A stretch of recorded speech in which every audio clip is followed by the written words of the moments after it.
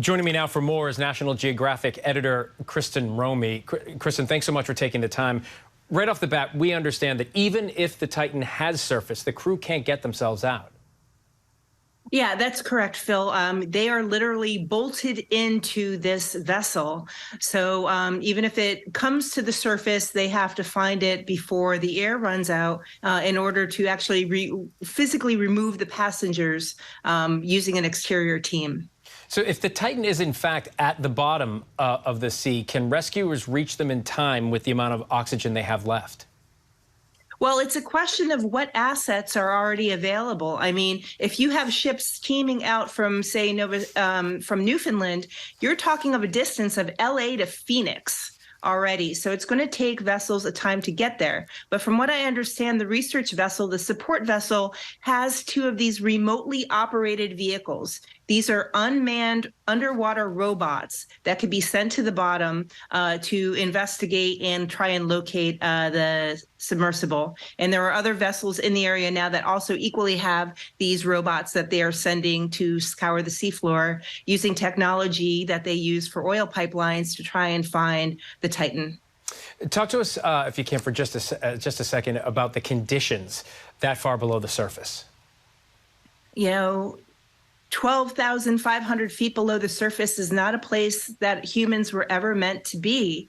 And everything conspires to kill you down there. When you consider it, that the pressure alone at that site is the equivalent of 400 times of what you have on the surface. If you were sitting on the beach with a can of Coca-Cola, that can of Coca-Cola would be crushed like a ball at the very bottom of the Titanic. And it is that carbon fiber titanium sphere that is protecting the people that are going down to the site.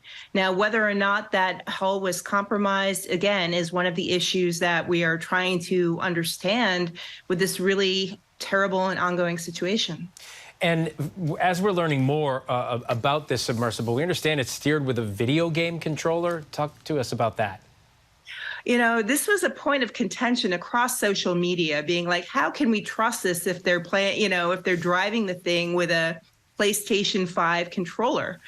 But what few people are aware of is that the U.S. military has happily embraced this kind of technology. We are operating drones. We are firing lasers. We are even operating periscopes on U.S. Navy submarines using similar technology. So I don't think that should be any sort of point of concern. I think more it should come as a surprise of how much off-the-shelf technology is being used in extreme exploration nowadays.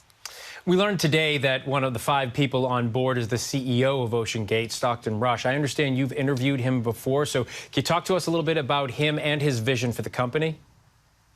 Stockton, when I spoke to him in 2016 for an interview in National Geographic, at the time he was working on a submarine Cyclops, which was kind of the predecessor to Titan.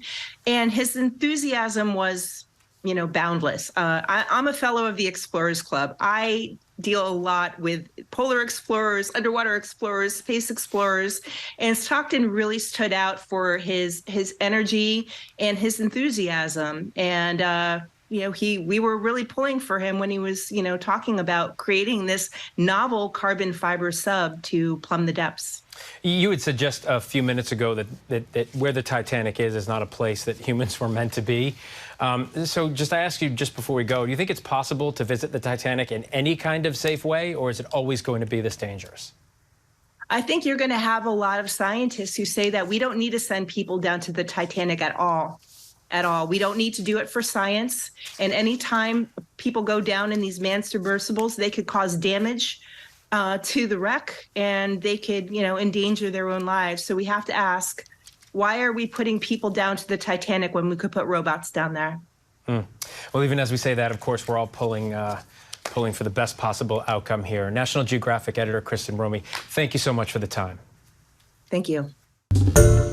Hi, everyone. George Stephanopoulos here. Thanks for checking out the ABC News YouTube channel. If you'd like to get more videos, show highlights, and watch live event coverage, click on the right over here to subscribe to our channel. And don't forget to download the ABC News app for breaking news alerts. Thanks for watching.